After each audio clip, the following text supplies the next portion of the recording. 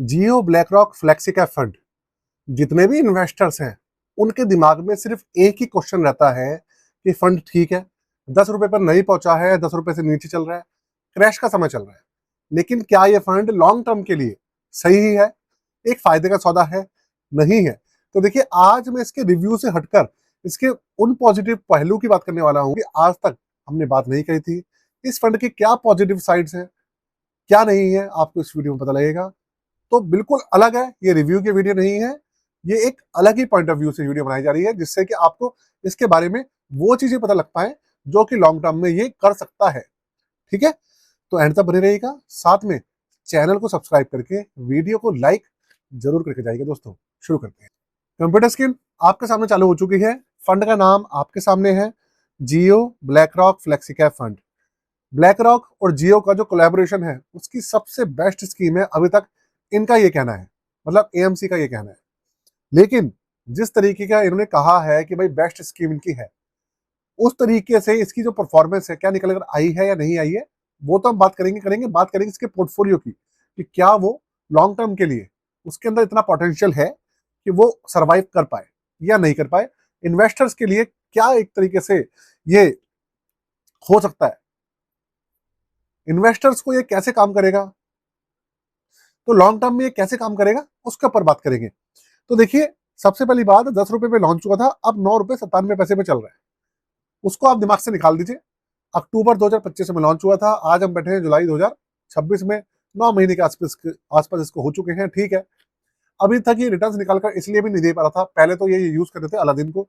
जब इन्होंने चेक करा कि भाई अलादीन नहीं कर पा रहा है मैनेज, तो उसके बाद इनके जो फंड मैनेजर हैं, तानवी जी हैं, और जो दूसरे इनके फंड मैनेजर हैं, उन्होंने बहुत ज्यादा आर&डी करी इसके पोर्टफोलियो पर, बहुत सारे स्टॉक्स अप एंड डाउन करे, एग्जिट करा, ऐड करा। उसके बाद इन्होंने फाइनली एक स्ट्रांग पोर्टफोलियो इस फंड के लिए बना लिया है। इसका जो पोर्टफोलियो है वो बन चुका है। तो अगर हम बात करें इसके पोर्टफोलियो की, ना कि रिटर्न्स की, देखिए रिटर्न्स तो इसका माइनस में ही है, तो उसको हम दिमाग से निकाल देते हैं, क्योंकि फंड जो ये लॉन्च हुआ था माइनस वाले, मतलब क्रैश के दौर में लॉन्च हुआ था, और तब से माइनस में ही है। रीजन है, मार्केट ने तेजी नहीं पकड़ी है। अगर मार्केट तेजी पकड़ेगी तो ये फंड भी तेजी में से निकल जाएगा एकदम से। दूसरे जो फंड्स होते हैं वो 10 साल 15 साल पुराने हैं, इसलिए उनका जो एवरेज होता है आपको 10-15 साल का, 3 साल का देखने को मिलता है। इसलिए आपको अच्छा लगता है देखकर कि चलिए ठीक है, एवरेजिंग ठीक आ रही है, लेकिन इस फंड के पास तो हिस्ट्री ही नहीं है ना इसकी, तो इसलिए ये थोड़ा सा फीका पड़ जाता है। तो सिर्फ मैं इसके पोर्टफोलियो आपके सामने दिखाता हूँ। तो देखिए, ऐसा है, 99.39% पैसा सारा इन्होंने इक्विटी में रखा हुआ है। जो फ्लेक्सी कैप कैटेगरी है ना, उसकी सबसे बड़ी खूबसूरती ये होती है कि वो एक डायनेमिक फंड होता है। फंड मैनेजर के पास एक फ्रीडम होती है कि वो किसी भी कैटेगरी के अंदर कितनी भी परसेंटेज रख सकता है। ये फ्रीडम होती है फंड मैनेजर के पास, लेकिन यही फ्रीडम जो मल्टी कैप फंड होता है उसमें नहीं होती। उसमें जो परसेंटेज होती है ना कैटेगरी वाइज, वो उसमें बंधी होती है, इसलिए वो इन सब चीजों की तरह काम नहीं कर पाता। लेकिन इसके अंदर लिमिट नहीं होती फंड मैनेजर के पास। साथ में फंड मैनेजर के पास ऑप्शन होता है कि वो गोल्ड के अंदर, रियल एस्टेट के अंदर, डेट कैटेगरी के अंदर, जो दूसरी कैटेगरीज है उनके अंदर भी अपनी हिस्सेदारी रख सकता है। पहले, कुछ महीने पहले तक गोल्ड के अंदर हिस्सेदारी नहीं रखा जा सकता था, लेकिन अब सेबी ने भाई जो रूल है उनके अलाउ कर दिया है कि जो इक्विटी फंड्स हैं उनके अंदर गोल्ड और सिल्वर की हिस्सेदारी भी रखी जा सकती है। ऐसा सेबी का नया नियम आ चुका है, तो फ्लेक्सी कैप कैटेगरी के जो फंड्स हैं वो भी रख सकते हैं। लेकिन इन्होंने करा क्या है कि इन्होंने सारी हिस्सेदारी अभी इक्विटी में रखी हुई है। रीजन ये है कि फंड अभी तक कुछ अच्छा नहीं करके, मतलब दिखा नहीं पा रहा है, मार्केट चल नहीं रही है, मौका इसको मिल नहीं पा रहा, बूस्ट मिल नहीं पा रहा। फंड मैनेजर में अगर आप देखें तो इन्होंने क्या किस तरीके से पोर्टफोलियो बनाया है, इन्होंने लार्ज कैप की हिस्सेदारी 65%, 64.5% रखी है, मिड कैप रखी है 15.62%, और स्मॉल कैप 20% है। मतलब 65-35 का इन्होंने रेशियो भी रखा हुआ है। 65 इसलिए कि लार्ज कैप है, गिरावट कम रहेगी, और 35% स्मॉल कैप और मिड कैप इसलिए जिससे कि उसके अंदर ग्रोथ मिलती रहे। इस पॉइंट ऑफ व्यू से काम करते हैं।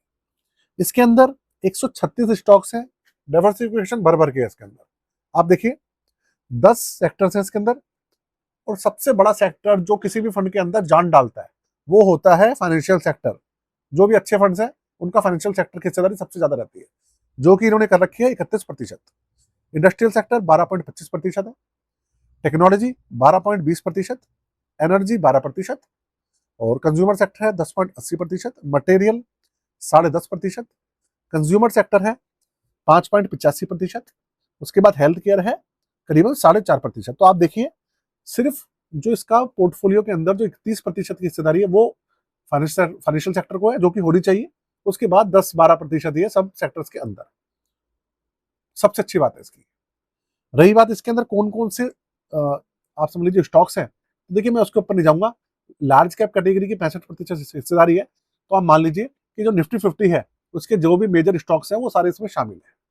ये आप ध्यान रखिएगा। तो देखिए पोर्टफोलियो के पॉइंट ऑफ व्यू से अगर मैं बात करूं तो फंड ना काफी अच्छे से अभी इन्होंने पोर्टफोलियोज को बना लिया है। इसका जो पूरा इन्होंने ऑर्गेनाइज कर लिया है, काफी अच्छे से मैनेज कर लिया है तानवी जी ने और दूसरे फंड मैनेजर हैं उन्होंने। तो कुल मिलाकर ये है, मैं आपको अगर बताऊं तो मेरा पॉइंट ऑफ व्यू क्या है कि फंड अभी नहीं चल रहा है क्योंकि मार्केट नहीं चल रही है।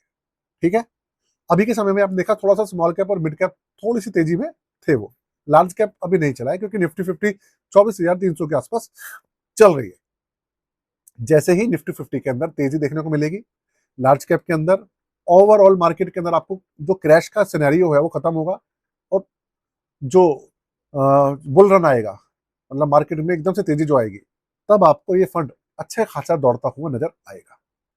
अब बात करें Parag Parikh, HDFC flexi cap fund, JM flexi cap fund, Quant flexi cap fund, बहुत सारे फ्लेक्सी कैप फंड्स हैं। उसके सामने ये कहाँ स्टैंड करता है? तो देखिए इस फंड के पास एक पॉजिटिव पॉइंट है कि एक तो ब्लैक रॉक का सपोर्ट है। भाई ब्लैक रॉक बहुत बड़ी एएमसी है, दुनिया की सबसे बड़ी एएमसी है। साथ में अलादीन का भी सपोर्ट है, सॉफ्टवेयर है यार, ठीक है अभी नहीं काम कर पा रहा, हो सकता है जब मार्केट के अंदर बुल रन आए, तेजी आए, तब वो बहुत अच्छे से काम करे, ऐसा हो सकता है ना। अभी तक क्रैश में टेस्ट हुआ है वो, अभी वो मार्केट के अंदर जब तेजी आती है तब वो टेस्ट नहीं हुआ है, हो सकता है तब वो कुछ कमाल करके दिखा पाए। नहीं तो पोर्टफोलियो तो इसका अच्छा खासा बना हुआ ही है, रिटर्न ये ठीक ठाक निकाल कर दे देगा अपने इन्वेस्टर्स को। तो इसलिए आपको किसी तरीके की ना माइंड के ऊपर टेंशन लेने की जरूरत नहीं है कि ये कम जा रहा है, आपका नेगेटिव दिख रहा है, रेड दिख रहा है पोर्टफोलियो के अंदर, उस चीज को आप इग्नोर कीजिए। लॉन्ग टर्म के प्रोस्पेक्टिव से जो है ये जो फंड है काफी ठीक चल सकता है। ऐसा नहीं है कि आपको लुटिया डुबा देगा, ऐसा कुछ नहीं रहने वाला। ठीक है ना। बाकी जाते जाते मैं इसके जो आपको जो चार्जेस वगैरह है वो आपको दिखा देता हूँ कि अभी सिनेरियो क्या चल रहा है। बेस एक्सपेंस रेशियो इसका 0.50% है। इसके अलावा मैं आपको बताऊं 3200 करोड़ का इसका एयूएम हो चुका है और 500 रुपए से एसआईपी लमसम इसमें चालू हो जाती है।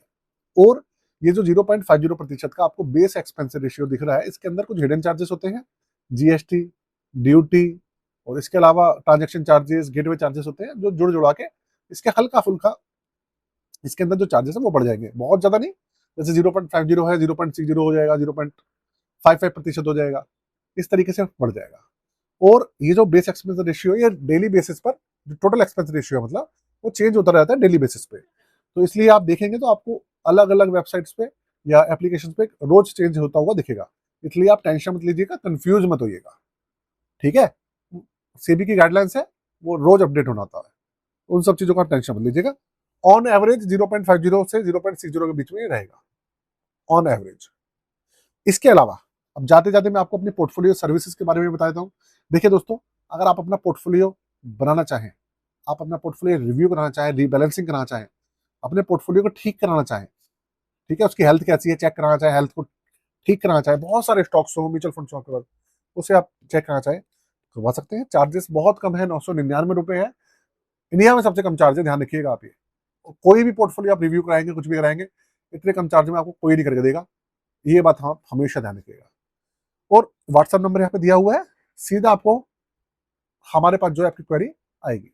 ऐसा नहीं है कोई एप्लीकेशन आएगी, कुछ आएगी, वहां पर आपको कुछ करना है, ऐसा कुछ नहीं है। ठीक है, सारी सर्विसेज यहाँ पे मेंशन है, आप जाकर चेकआउट कर सकते हैं। बाकी मैं वीडियो को यही खत्म कर रहा हूँ आज के लिए। बस जाते जाते यार दोस्तों, चैनल को सब्सक्राइब कर दीजिएगा और कोई